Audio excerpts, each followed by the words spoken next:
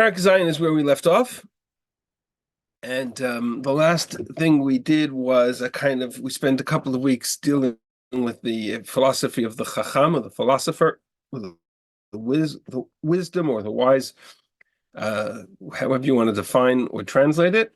And we looked at it as a kind of a philosophy of an acceptance of the world as it is, without trying to change either man or the world or God, or to recognize the experience of life itself, and which fits in very, very much with the sort of the scientific perspective on what wisdom is, which is an analysis of the world as it is. Right? We look out at the world and we see and we grasp it and we understand that that's what Chachma is, to try to understand what's there.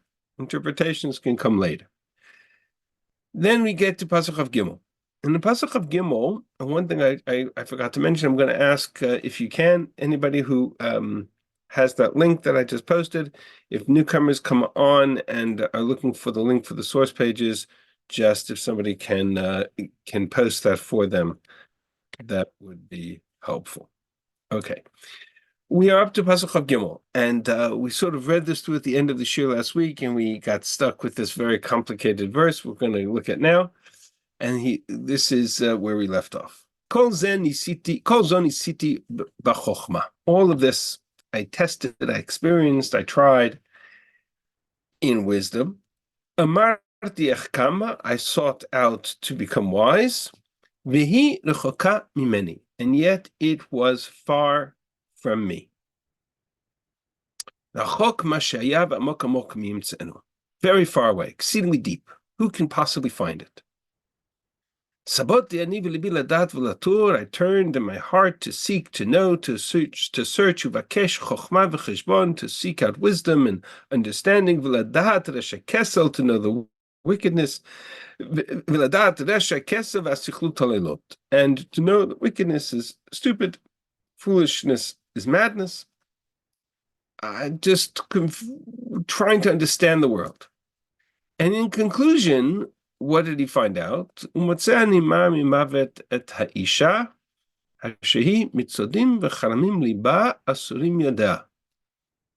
found more bitter than death, woman, whose heart is snares and traps, and hands her chains.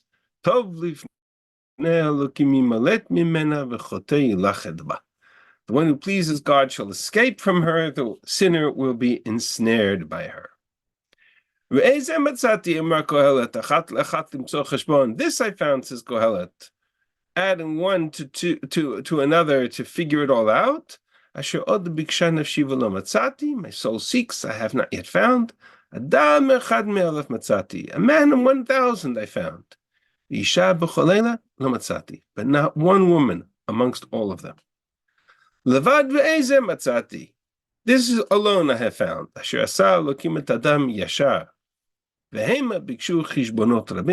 Only this I have found. God has made man straight or upright, but they search for many different calculations and accounts and various ways of bending that which God has made straight. Okay, this is one of those moments where we kind of scratch our heads and ask ourselves, what is going on here?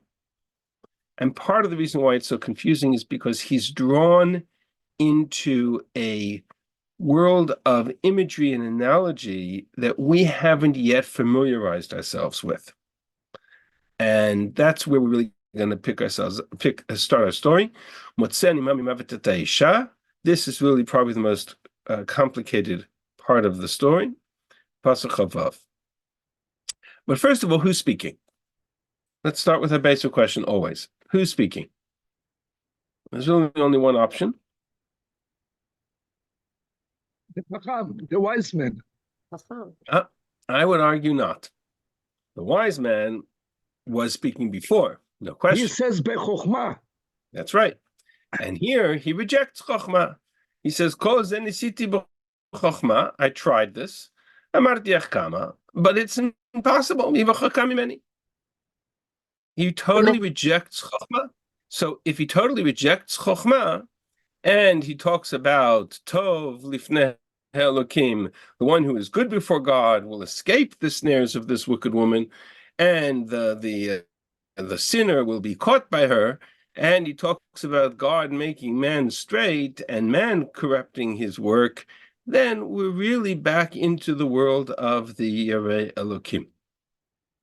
How that fits into what's going on, we'll see. But that's really what we're getting into now, is the reaction of the Yerei Elokim to the Chacham, where he says to him, if that's wisdom, I don't want any part of it.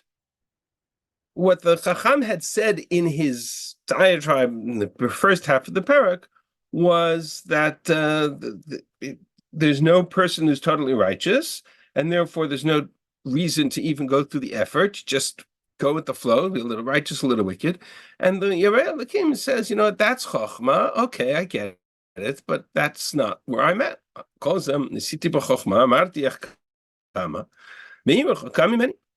I went searching for wisdom, and what I found is that it's too deep, it's too far, it's too impossible to understand.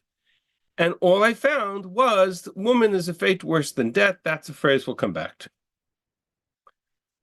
And this is more or less where we're left with, and he will continue along that conversation between the Chacham and the Yerei Elokim in Perek Chet. You can already see in Pasuk Aleph of the next parak, Mikeh Chacham, praise of the wise man, right? So Mikeh Chacham, that's the Chacham. And then you have Pasuk Bet that talks about, back to all the themes of the Yerei Elokim, Pimelech Shmor. So I'm going to skip that for now.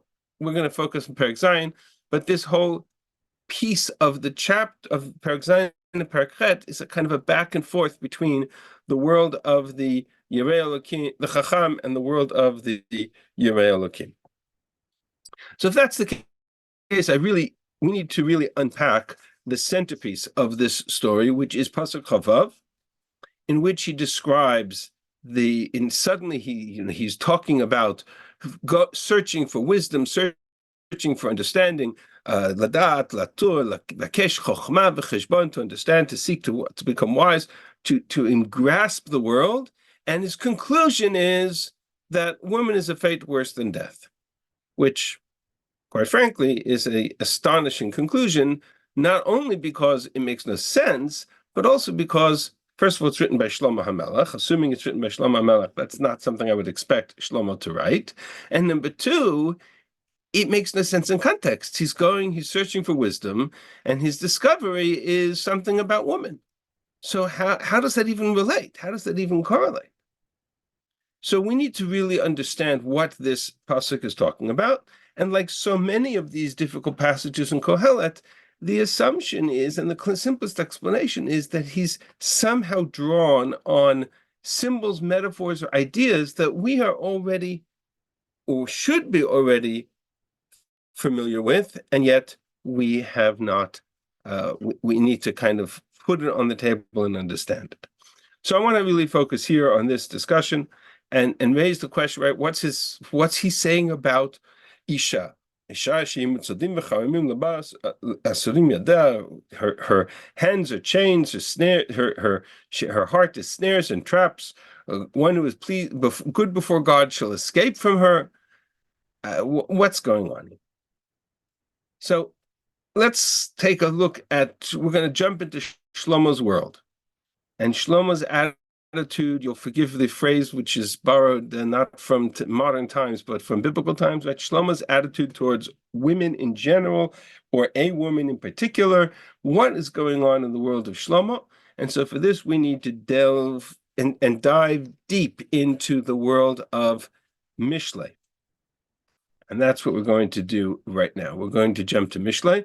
I will tell you that in all of the various commentaries that I've seen on this discussion, there's only one that I have found that actually does exactly what we're going to do, which is jump from this verse into Mishlei, and that is a commentary known as Rav Yosef Karo. It's here in the Mikot Gdolot. Rav Yosef Karo, who makes everybody else takes it more symbolic, that reference to heresy and all kinds of things, says Rav Yosef Karo, very simply, the issue of Isha is this is the woman who is referred to in Sefer Mishlei in many places. So let's jump into Sefer Mishlei and try to understand what we're talking about. So let's first start with the most famous passage in all of Mishlei. The most famous passage in all of Mishlei is clearly the end, the last chapter of Mishlei. What is the last chapter of Mishlei? Eshet Chayil. And Eshet Chayil begins, Eshet Chayil mi yimtza v'rachok mipnim michra, who can find a worthy woman, a price is far above pearls or rubies, batachled by Bala, right? The rest of Eshet Chayil is very familiar to us. It starts with this beautiful description of a woman and her family and her devotion and her chesed and her professional work and all of her successes. And then, of course, at the end, it talks about sheker achen ve'aval hayofi shayirat Hashem mititalal. Charm is deceitful, beauty is vain.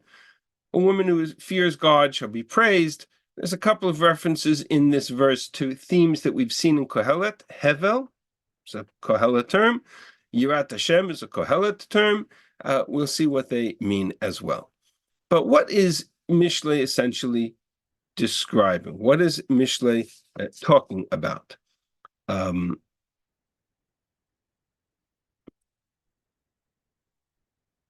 There's a fascinating. The Mishlei spends a great deal of time addressing questions related to the status of women, the role of women, the relationship with women to women, on something which we need to understand. I'll give you another example.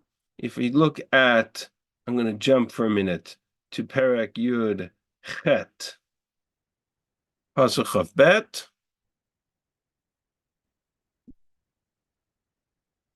Matzah Isha, Matzah Tov. One who finds a woman, a wife, finds a good thing. V'yafek ratzon Hashem, and obtains favor in God's eyes. Actually, this verse has a very unique parallel, because if you look at it carefully, Matzah Isha, Matzah Tov, compare that to our text in Kohelet, which is Umotze ani mamimavet et Isha. You end up with a very interesting kind of almost textual nuance.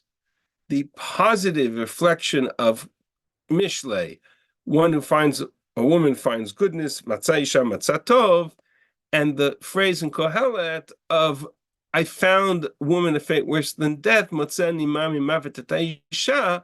Both these sentences start with almost the same word. You ever notice that?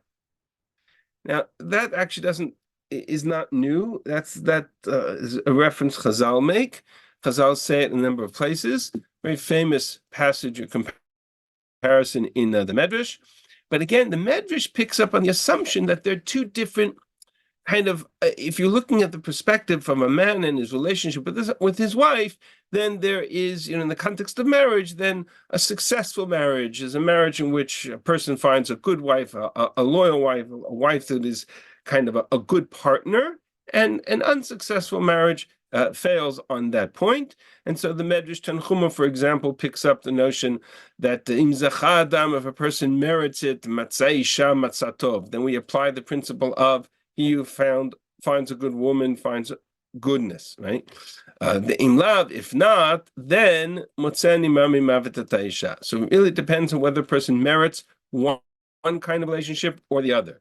Or if she's a good woman, then eshet chayil mi yimtza. If she's not, then motzeni mami mavet. Again, this kind of back and forth. Two examples: one who is good before God will escape her snares, is referring to Yosef, who escapes the snares of the wife of Potiphar, and the sinner will be caught by referring to Zimri in the story in Bamidbar of Kozbi Batsur. That's a kind of a midrashic approach to this conversation.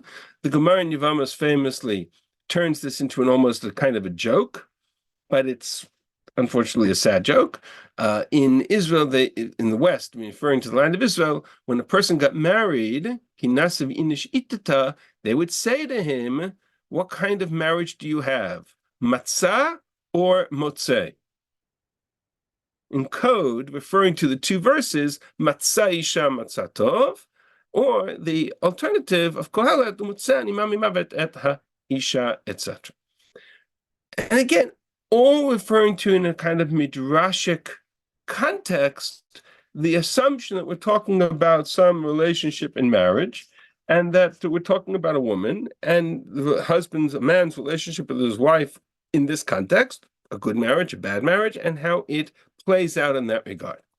And that's more or less how most, I would say many Mefarshim saw the context of, let's go back to this chapter, Mishlei Perek, the last chapter of Mishlei, starting with Pasuk Yud, Eshet Chayil Miyimtza, says Rashi, referring to, right, or it says the Mitzvah David, I should say, so Rashi will take it in a different direction, but it says the Mitzvah David in the source pages, you have it in source 3, Eshet Chayil, when Shlomo Melech finished his entire book of Musar, and Musar that he learned from his mother, he went and he expressed praise for this Eshet Chayil, referring to whom? Says the Mitzvah David, referring to his mother. Who is in Shlomo's mind the classic paradigmatic Eshet Chayil? Bathsheba, who's his mother. And with that, Mitzvah David closes the story on the book of Mishlei. On the other hand, I'm going to leave aside all these midrashim and all of these commentaries, and let's take a look at Rashi for a moment. And of course, we sing Eshet Chayil every Friday night when we sit around the Shabbos table. And what are we singing to? What are we referencing to? Says Rashi, Eshet Chayil is referring to the Torah. It's not referring to a woman at all. It's referring to the Torah. And miyimtza, who can find such a woman? Ashrei hazochel limtzota. Fortunate is the one who merits to find her, meaning to master the study of Torah. And Torah in this passage, says Rashi, is the woman in this passage is a mashal, is a parable to the wisdom of Torah. Says Rashi, says the Vilna Gaon, Biragra, Eshet hi HaTorah. This is referring to the Torah, and she's called Eshet Chayil because Torah is acquired through 48 ways, levels, etc. And Chayil is the gematria of 48. Interesting observation. Okay. There are a series of midrashim as well that take the approach that Torah is compared to a woman. In the context, Gemara in Yevamos says, how good is a good woman? If matzah isha matzah tov, that phrase, if a person finds a woman, he finds goodness, then says the Gemara, if that's referring literally to women, to a good wife, then that's self-explanatory. Whereas Iba Torah Mishtaikra, if the Torah happens to, if the subject of that verse is not Isha, but only a parable to Torah, a metaphor for Torah, then it also reflects good on women because a good woman is compared to Torah. That's a positive statement. Similarly, in the Psikta, this I don't have a translation for, I'll just translate it on the fly. Same phrase. If that verse is talking about Torah, Torah is compared to woman, where, as it says, Eshet Chayil miyimtza.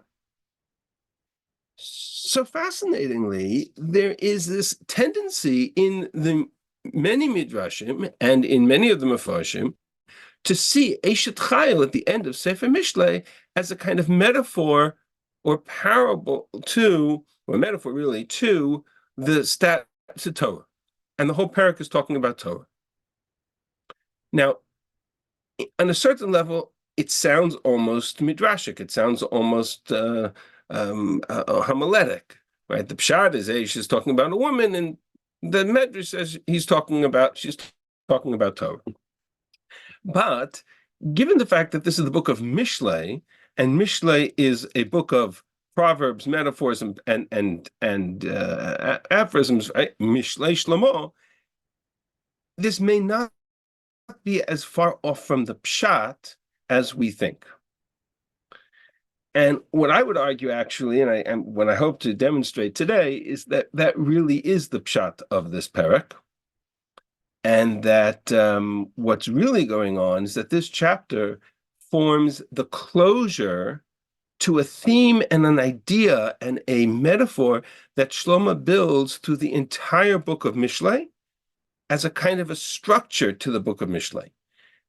Mishlei starts with a 9-chapter introduction and concludes with a 1-chapter conclusion that links back directly to the major message of that introduction. It kinds of forms a framework around the entire book of Mishlei. Much like the opening parable of the 4 cycles of nature that structure the book of Kohelet for us, or like the structure of the story of Iyov, which again creates the framework for the book of Iyov. It's not uncommon in books of philosophy in Tanakh to have that kind of structure. So what we really need to do is to understand that the metaphor of Eshet Chayil referring to Torah, we need to go back to the beginning of the book and look at the opening story of Sefer Mishlei. So today's shir is really going to be focused primarily in Mishlei. I am, in my understanding of this story, is that if we understand what's going on in Mishlei, that verse in Kohelet will become self-explanatory. All right, is everybody with me? Ready for the journey? Okay, so we're going to jump back to the beginning. A lot of material to go. We're not going to go through all of it. We're going to go through pieces of it.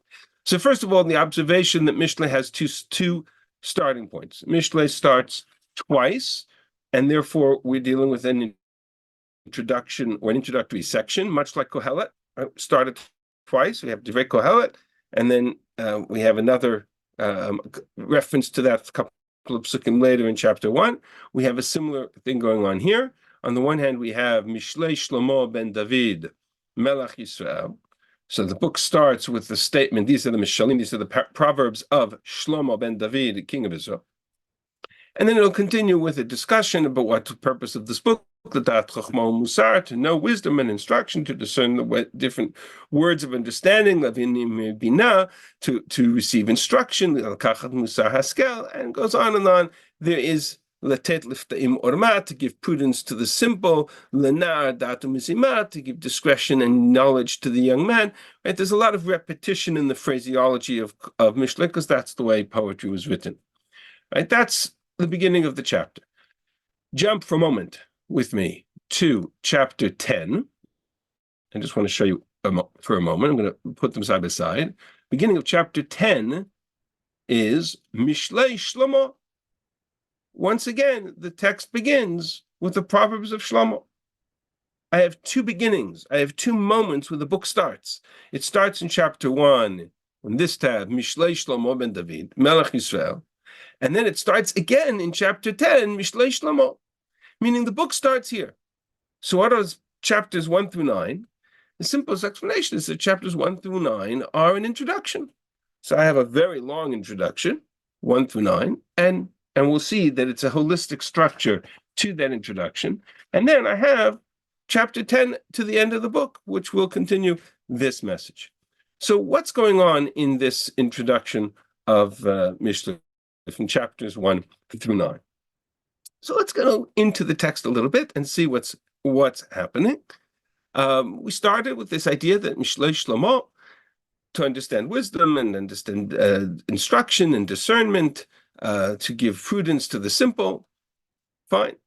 Pasuk Zayin, Yirat Hashem Rishidat, fear of God is the beginning of knowledge. Chachma Musar Vilim Bazu, the foolish despise wisdom and instruction. Shema Bani, famous verse, Shema Bani Musar Avicha, V'al titosh tavat imecha, listen to the words of your father, don't forsake the teachings of your mother. Ki leviatchen him lo'ashecha, they are a necklace of beauty for your head. V'anakim legar gurotecha. Okay, so far, so good. So far, nobody understands why we're even bothering with all of this. Okay, then we get to Pasuk Yud. B'ni, im yifatucha chataim al toveh. My son, if sinners entice you, do not consent. Im yimru, if they say, l'chaitanu, nerva ladam, nitzpena l'naki chinam. If they say, come with us, we want to entice you, we want to bring you into our snares, we're going to let us lie in wait for blood, let us lurk secretly for the innocent without cause, we will swallow them up like the grave, like those who go down into the pit. In other words, suddenly you realize that what's at stake here isn't just words of wisdom, good ideas, bad ideas. What's at stake here is advice that will prevent a person from being caught up in the snare and the trap that will lead one down the murky path towards the grave. If those are enticing you, if they're pulling at you, if they're saying, come, it's good for you. Don't go with them. Don't be enticed by them. Hold back. For they take their feet, they run to evil. Okay? So you understand what's at stake here. My words, my teachings, my lessons, which will give you discernment, understanding, ability to discern good and evil, and those who are enticing you and pulling you into a world that will bring you down into the abyss. They lurk secretly for your own lives. Okay. Now watch what happens carefully. Chachmot bachutz tarona. Wisdom calls out in the street. Birchovot titen kola. She utters her voice, she speaks her voice in public places. Birosh homiot, the head of loud noise places, tikra, b'fitrei sharim ba'ir, at the entrance to the city gates. Amareha tomer, she speaks her words. And what are the words of the chochmot, this wisdom? Ad matai ptaim te'avu peti v'leitzim latzon l'chamdulam. How long will you, simple ones, will you love simplicity? How long will mockers delight themselves in mockery? What's going on? What has he just described? He's described this wisdom. There's a counsel that he's giving to his son that will protect him from the snares who are trying to bring him down. And he's described it as chachmot bachutz tarona berchavot titen kola, as she utters her voice in public places. Who's the she? Who's the she? That's the question. Go down a little bit further.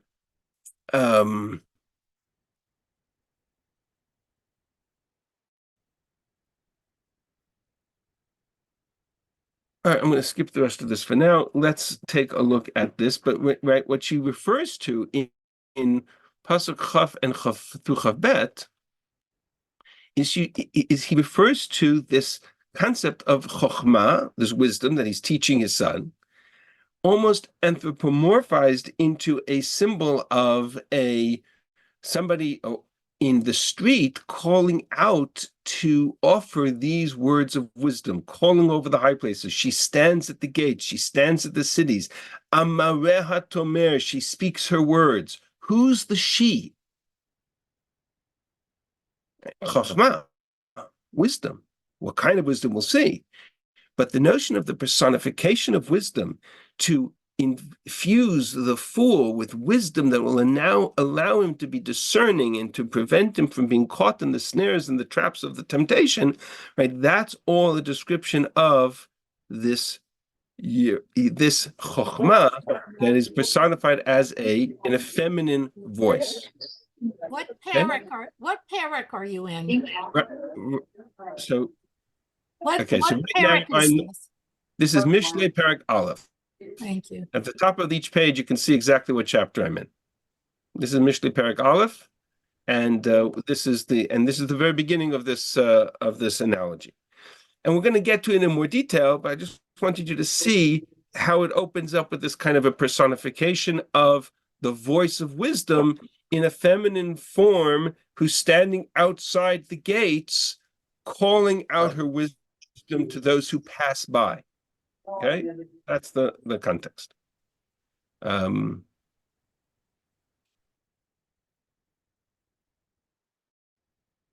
right. Sorry, let's close that. Now let's move. Could it be that it's like Torat Imecha, as he said before, like he said, Shema Avi Musar Avicha, Val Titosh Torat Imecha. It's too complex. It's too complex for that. That's true, but it's much more complex than that. That reference there I think might be connected, but it's much more complex. And we'll see it as the passage, as the chapters progress. I'm going to skip a bunch of the chapters in the middle because what we saw now with the personification of wisdom in the form of a feminine voice standing and calling out to those who would pass her by, we're going to see much more in depth.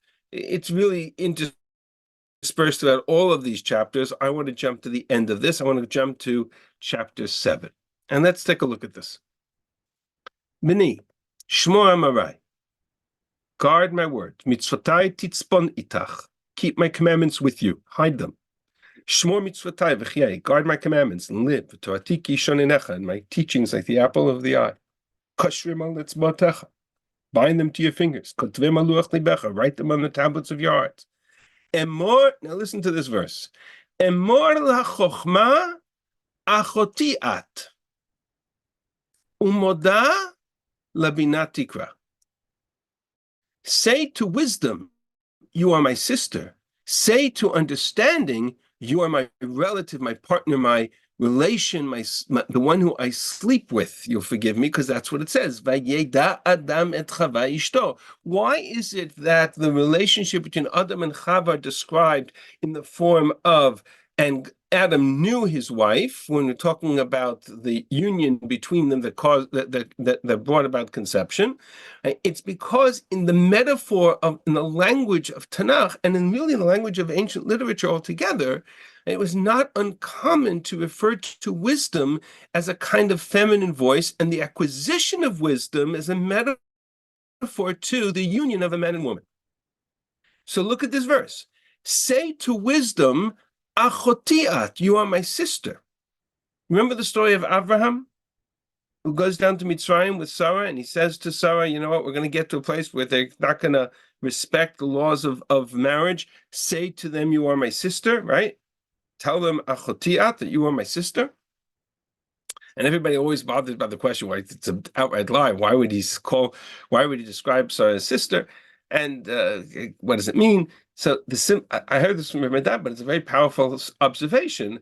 The word achoti here doesn't mean sister in a union of two children of similar parents. That's not what it's referring to here. What does sister here refer to?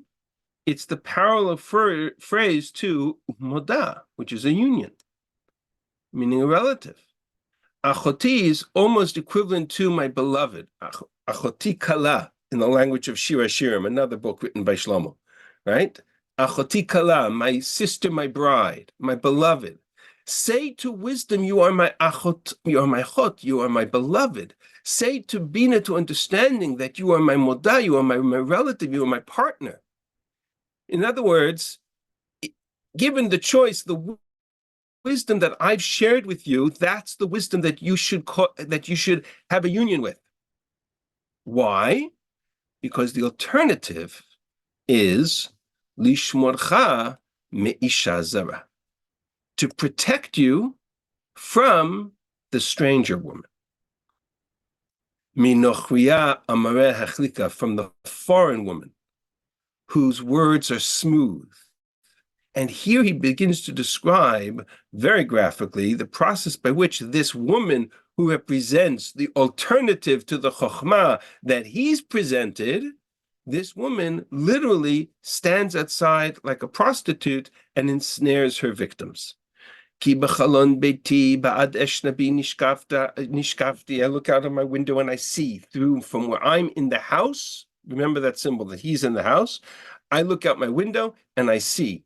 I see the simple ones, the fools. I see a young man void of understanding. He's walking through the shuk of Bashuk Etzel Pina, and he comes to a street corner, and he goes by the way of her house, that Nochriya, that Isha Zonah. V'neshef erev yom bishon laila v'afela, it's twilight, it's dark, it's the middle of the night, v'nei Isha likrato. And this woman comes out to greet him, shit sonaun suatlev, with the attire of a prostitute, and crafty intent. Homiyahi, she is boisterous with soraret, and she is rebellious. B'veita lo yishkenu raglea, her feet don't stay in her house. She's always on the street.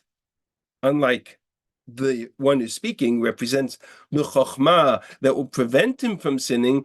He's speaking from the lattices of his house. This, look, right? So that's also important to note. She's out on the street, she's in the squares, she's lurking at every corner. She grabs him, and she kisses him. With an impudent face, she says to him, sacrifices of offerings are with me. I have paid my vows, meaning pay me and I will be on my way. To seek your face, I have found you. And she goes on, and then we're just going to skip to the end. Hitatu berov likcha. Let's start from here. With persuasive words, she leads him astray. Bechelek sfateha tidachenu. With the smoothness of her lips, she seduces him. Holech achareha pitom kishor el tevach yavo. He follows her like an ox to slaughter. Ukeeches el musar evil, like a fool steps into fetters. Ad yifalach chetz kvedo, until an arrow strikes through his liver, like a bird hurries to its trap, to its snare. V'lo yeda ki b'nafsho, who doesn't know that it will cost his life. How did Kohelet describe this evil woman whose snares and traps? Right? Same metaphor. Banim shimuli, therefore my sons, listen to me. Vakshiva in limefi, and pay attention. Don't let your heart turn to her ways. Don't get caught up in her paths. She has brought down many. Again, all who are slain were mighty. Her house goes to the grave, to the chambers of death. This chapter, perhaps one of the others, lays it out. You have basically a contrast between two perspectives. You have the Ishazon on the one hand, who seduces the fool on the street, compared to, what's the contrast? The chokhmah, the wisdom that you embrace, that you marry, that is your relative, that is your union, that you guard and that protects you. That's the chokhmah that you want to, quote unquote, marry, and not be caught up in the snare of the Isha Zara, who roams the streets like a prostitute. Okay, so that's the contrast between the chokhmah, the chokhmah, the wisdom that is good, and the Isha Zara, or in this case, let's put it into the analogy, the chokhmah Zara, which we will define in a moment. That's Perek Zayin. So everybody with me? And get a sense of what Mishlei is dealing with, right? This is the theme of the entire opening section of Mishlei. And then he goes on in Perek Chet to a description of the alternative, which is the alternative kind of wisdom, or the chokhmah, that is good chokhmah. Halo chokhmah tikra utfuna titen kola. Does wisdom not cry out? Wisdom also raises her voice. On the top of high places, by the way, where her paths meet, she stands. Liad Shamim, by the gates. Mavop Tachim Tarona, at the entry of doors, she cries out. Elechem Ishim Ekra. She calls out, I send my voices to the men, to my sons. Simple ones, prudent ones, learn prudence, learn understanding. Be understanding heart. This is the positive side of this. This is the kumusari. Take my wisdom, take my instruction. Right? This is ani chokhmah.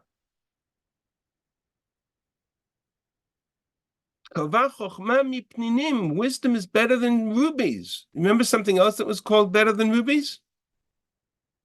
This is all the same book. This wisdom is better than rubies. Nothing can be compared to it.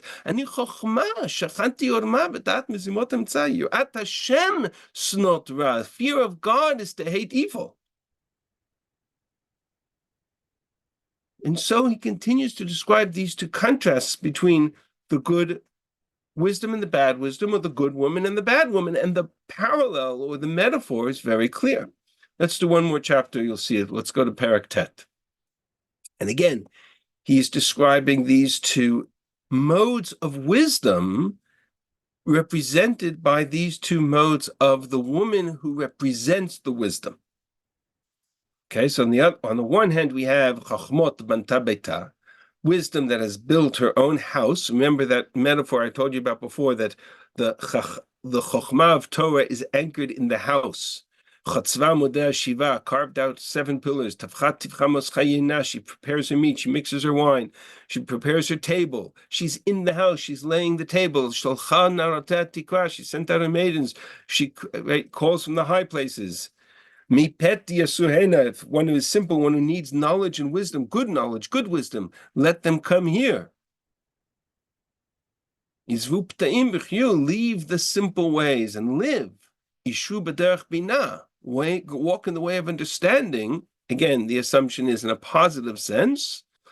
Then you will have you will have life.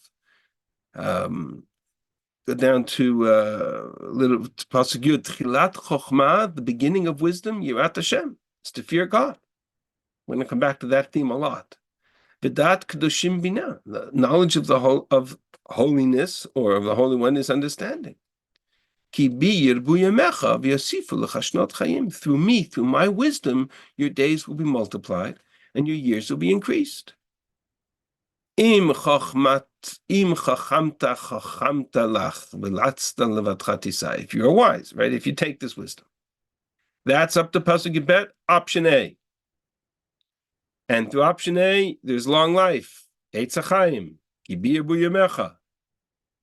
Option B, Eshet Ksilutomiyah. There is a foolish woman who is loud, ptayut uvayid yad'ama, ignorant, doesn't know anything. She doesn't have the wisdom of, in this case, of what he's understand the nimshal, meaning wisdom of Torah. V'yashva lepetach beita al kisei miramekaret. She sits at the door of a house on the seat of the high places.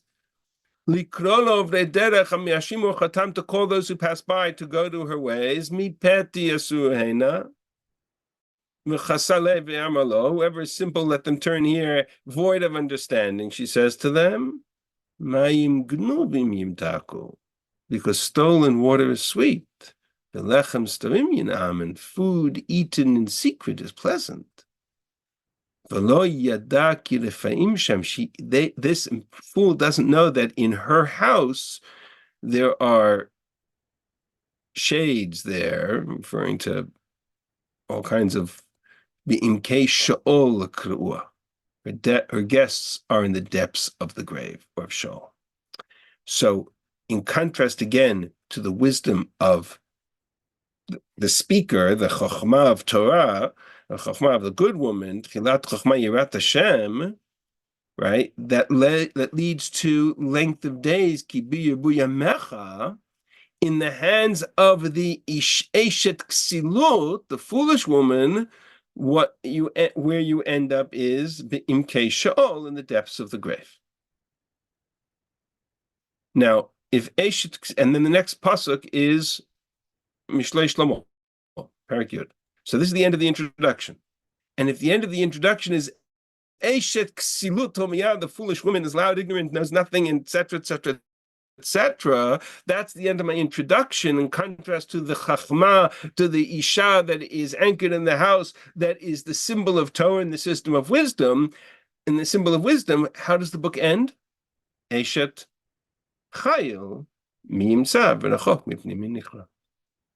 In other words, it's not at all impossible to understand Sefer Mishlei as one holistic text that starts with a metaphor describing two possible alternatives for wisdom in this world: good wisdom and bad wisdom. Wisdom that is acceptable, wisdom that must be rejected. And the criteria for those two I'm going to define in a moment. But for now, it's clear that there's two different models for this wisdom, and they are represented in the mashal between the good woman and the bad woman. The woman who's a harlot and a prostitute who roams the streets, and the woman who is at their home and who provides wisdom for the fools so they can be discerning and avoid sin, and who sets her table in order to be able to provide a home for that environment. So those are the two contrasts, and then from there we've jumped to the end of the book of Eshet Chayil, and again you have that machloket, but I don't believe it's so far from the pshat to assume that Eshet Chayil is the closure to this metaphor. And it could be referring to literally to a woman, to his mother, possibly Bathsheba, or he could be referring to back to this metaphor of the Isha as the symbol of Chokhmah. The Rambam in the Moreh Nevuchim builds a lot on this metaphor, and the metaphor of wisdom and knowledge as a kind of as a symbol, or the notion of acquiring wisdom and internalizing wisdom based on the metaphor of the union of marriage as a kind of a symbol for that process. You have knowledge, you have the person who acquires the knowledge and the act of acquiring that knowledge. The Rambam builds that whole metaphor into this kind of similar structure. In the end of the day, that's exactly what we have. We have two very different formats of wisdom, or symbols of what wisdom represents.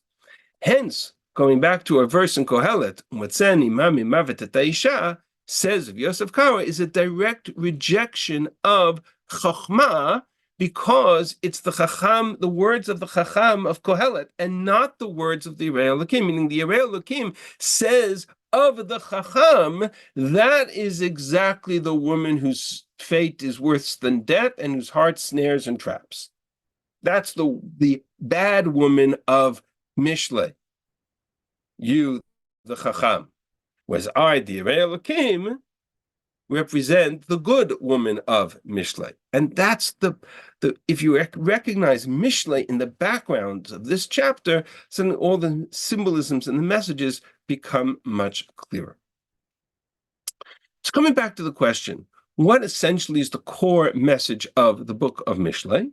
What distinguishes between Chokhmah, which is good wisdom, and Chokhmah, which is the bad wisdom, or in the language of Mishle, the Eshet Ksilut Homiyah versus the Eshet Chayil, right? What is the key to make that distinction? The answer is very simple. Kohelet has a recurring, Mishle has a recurring theme.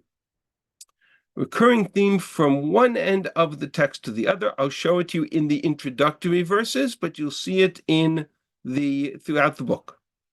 And to do this simply, I pulled it from the sources and put it here on the source page. It's a series of verses that all essentially argue the same message, namely, Yirat Hashem Mishitat. The beginning of knowledge starts with fear of God.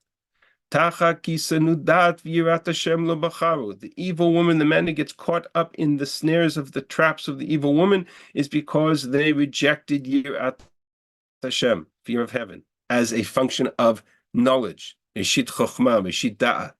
Or in chapter 2, Ki Hashem yiten Chokhmah, God gives wisdom. Mipiv Da'at Tuna, from his mouth is knowledge and understanding. Or in chapter 9, Tchilat Chokhmah Yirat Hashem, the beginning of wisdom is fear of God, like the phrase Reshut Chokhmah Yirat Hashem, which is also similar in nature, V'dat Kedoshim Bina. The notion in Kohelet in Mishle, that there is a good wisdom and there is a bad wisdom, much as there is a good woman and a bad woman, is a metaphor to the idea that wisdom that is acquired because God shares it is Yirat Hashem, is revealed wisdom is Ki Hashem Yiten Chokhmah. Wisdom that is acquired through only human effort and that does not include an anchor in godliness and God-fearing is the bad wisdom that is referred to in as the Isha Zonah. I'll give you another example. Let's go back for a moment to Mishle Perek Chet for a second, to the end of this Perek. I think I skipped these psukim before intentionally.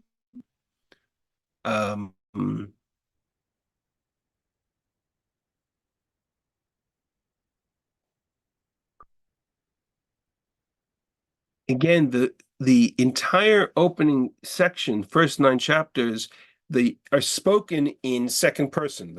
The person speaking is the representation of the wisdom of Torah. Right? And they're speaking to their child, or they're speaking to their son to warn them from the dangers of the older woman. Right? So there's this constant, right, reference to Hashem Kanani, God possessed me, Reshit Darko, at the beginning of his way.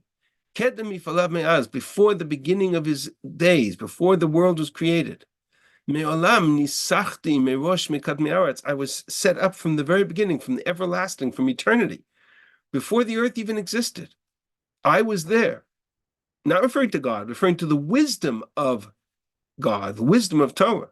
Be'ein tohomot cholalti, before there was even depths, I was brought forth. Be'ein mayanot nechbadei mayim, before there were springs, I was brought into existence. B'terem harim tiltabo, before there were mountains in place. Lifnei gavaot cholalti, before there were hills, I was brought forth.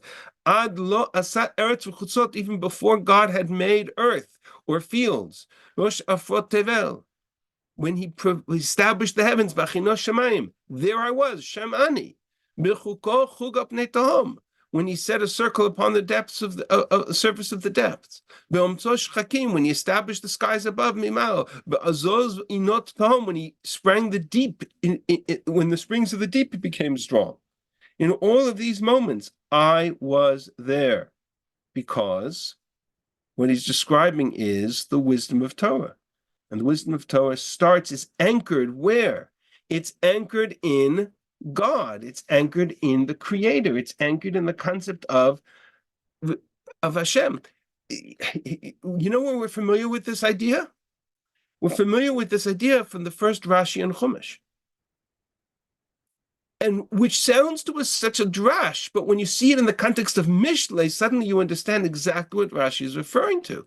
Rashi takes this idea, Hashem Kanani Reshit Darko, referring to the wisdom of Torah, God has acquired me, formed me, before the rest of the world was created, and infuses it into the first pasuk in Chumash.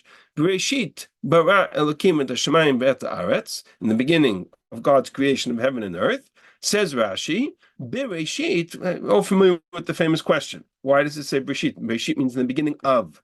So in the beginning of what?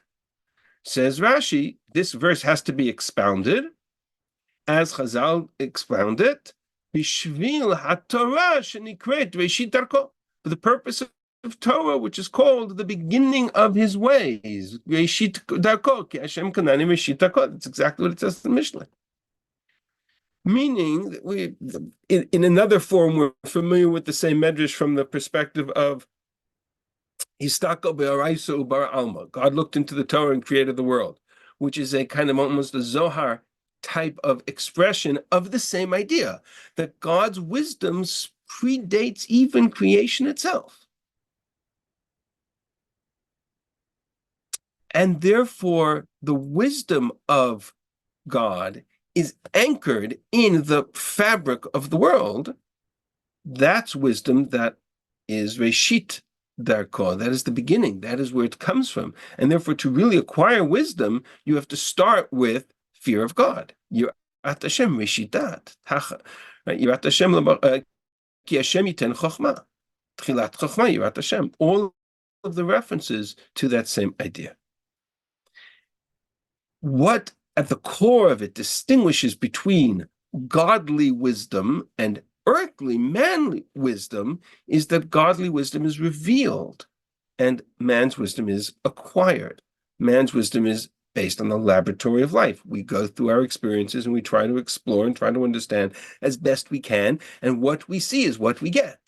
Whereas, says Mishlei, God's wisdom goes back to before the world was created, before there were mountains and seas and depths and skies and heavens and universes and galaxies. Before all of that was God's wisdom. And therefore, to really understand that wisdom, you need to submit yourself, you need to accept the notion that God provides that wisdom and not from the human laboratory of our own experiences. And that's how he's going to reject the Chacham. He hasn't yet addressed, it's one more piece to this puzzle, but I'm going to have to leave it for next week because we're going to run out of time, but he hasn't yet rejected the substance of what the Chacham has said. All he has expressed is the Chacham's foundation, the mechanism, the methodology of the Chacham is to look out into the world and assess what is.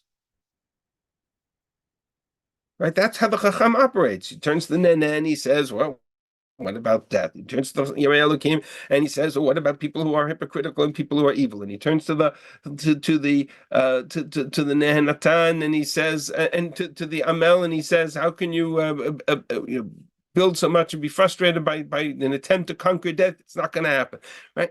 Comes along the Yirei Elokim and he says to him, that's all the approach of the Isha Zona. That's all the approach of the woman who rejects godliness and who is a symbol of everything that Mishlei speaks about.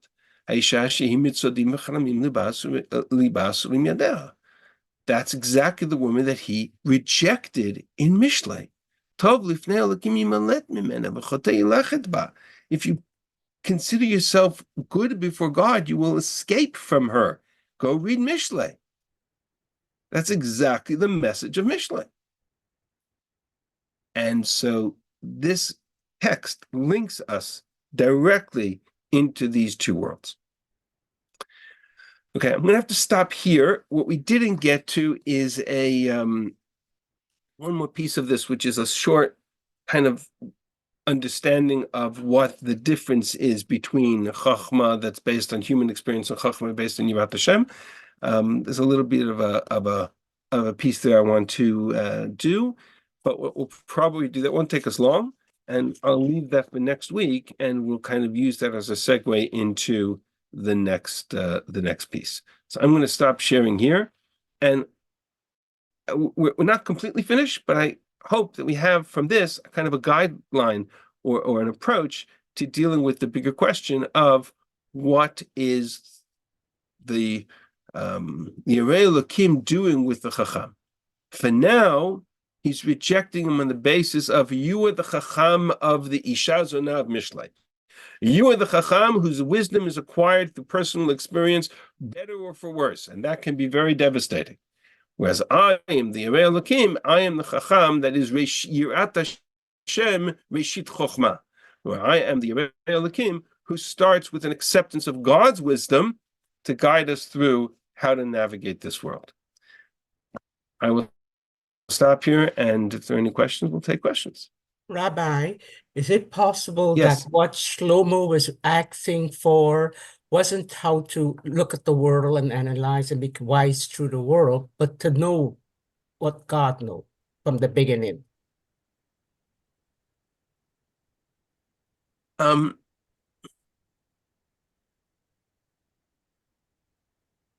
Let me hold that answer to that question until next week, because what I haven't addressed is what's he looking for in Mishlei, and the sort of your questions dovetails into the question of what is Mishlei about.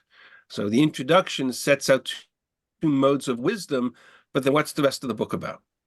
Right? What's the purpose of that wisdom? So let me hold off answering that question, and hopefully we'll address it next week. Thank you. I have a question also. Yes. And I have to say I'm confused. I joined the class a little late, so I've been listening to your classes from before. So what you said today is the source of the good Chokhmah, let's say, is from Yirat Hashem, right? So I went back and I looked at the Chalom in Giv'on, and there he's asking for Chokhmat Hashem. And then comes the Mishpat Shlomo right after, like it says, Ve'az, and then obviously the connection to Mishpat Shlomo. And then they all say, Ki Chokhmat Elohim betocho, or whatever. So when Shlomo is asking for that wisdom, he's asking from God. So he's asking for Chokhmat Elohim that is coming.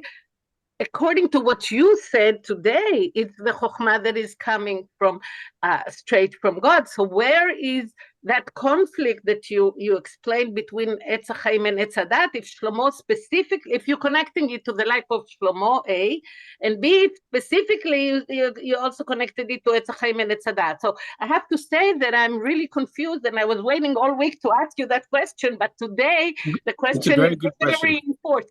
No, and the question is reinforced by what you said today. So I'm like, I have to say that I need Okay, explanation.